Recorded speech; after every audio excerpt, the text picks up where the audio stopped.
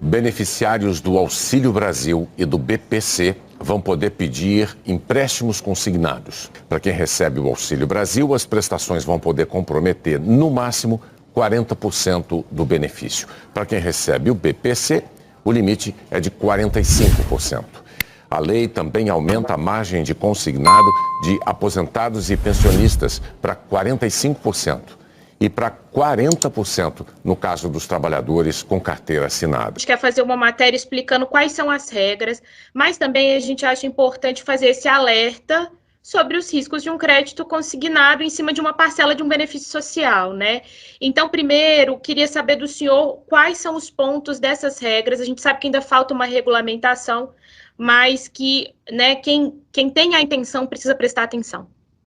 Olha, a questão do crédito consignado, ele já tem algum tempo, né? O governo já regulamentou o crédito consignado para aposentados e pensionistas, para servidores públicos, e para cada um tem uma característica. Agora, ele vai regulamentar com relação ao pessoal que recebe o Auxílio Brasil, né?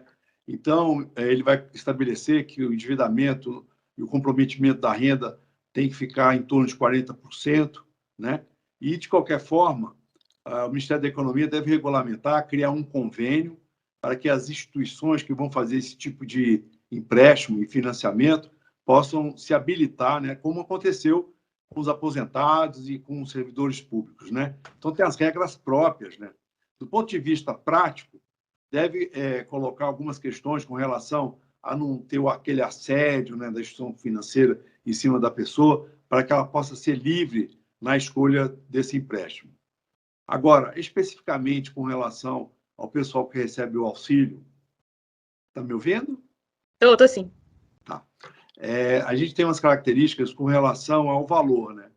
O valor é relativamente pequeno e, obviamente, você tem uma questão importante que é o comprometimento da renda, né, futura, vamos dizer assim.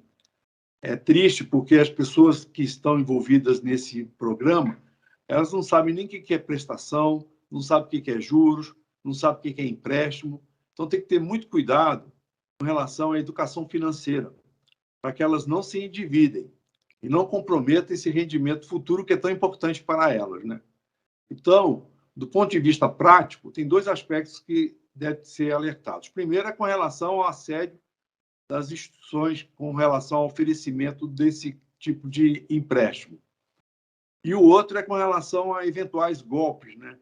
Porque a gente viu muito na questão do auxílio emergencial, na questão do fundo de garantia, uma gama de golpes que foram aplicados contra essas pessoas e elas têm que estar muito atentas para não ser alvo dessas ações delituosas, vamos dizer assim. Sim. Ainda falta definição, por exemplo, de quando as pessoas vão poder pegar esse empréstimo e também quais as instituições que vão oferecer. Ainda falta basicamente isso, né? Do ponto de vista prático, você tem já aquelas instituições habilitadas e que hoje já fornecem o crédito, né? Devem ser as mesmas, tá? O crédito consignado. A característica do crédito consignado é o dinheiro já fica, de alguma forma, da prestação apartado do valor que vai ser pago do benefício. Então, não existe risco praticamente, porque o benefício vai ser pago e aí esse dinheiro já é retirado e a pessoa só recebe o líquido, né? Isso aí está tranquilo. Com relação ao prazo, só estamos dependendo da regulamentação por parte do Ministério da Economia. Deve acontecer já nos próximos dias, dada a urgência com que o governo quer implementar essa medida. Do ponto de vista também de mercado, é importante porque as pessoas vão antecipar um valor que vai receber, o montante é um pouco maior do que está recebendo hoje, e isso vai movimentar a economia. Então, o pessoal pode pagar uma dívida, né? Geralmente a destinação é para um crédito que tem um juros maior, ela reduz lá a despesa e vai pagar menor prestação, ou também adquirir um bem durável, né? Uma geladeira, um fogão, alguma coisa assim. Então, isso, de qualquer forma, vai movimentar a economia, sim, porque nós estamos falando de quase 20 milhões de pessoas, né? E, a partir de determinado momento, elas vão ter acesso a esse crédito que hoje elas não têm. A grande maioria dessas pessoas, elas não têm acesso nem ao mercado financeiro. E, às vezes, nem conta corrente tem, né?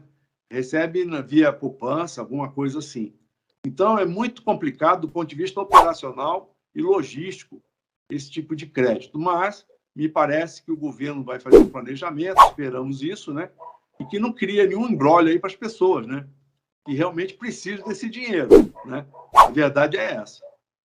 Sim, e a gente comentou um pouquinho mais cedo também a respeito do que a pessoa precisa observar para, né, se está pensando em contratar, o que precisa observar.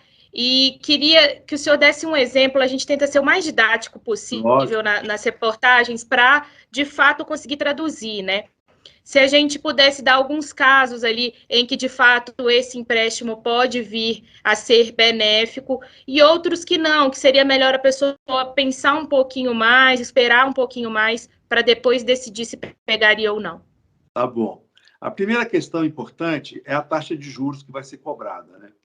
Hoje, o servidor público está em torno de 20%, o aposentado 29%, e a gente espera que a taxa de juros oferecida a esse segmento aí também esteja próximo disso. Porque chegaram a comentar, inclusive, que seria 79%. Isso é um absurdo, né?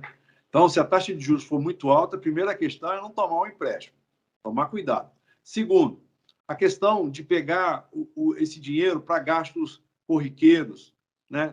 Também não é o objetivo. Ou seja, a compra impulsiva deve ser evitada.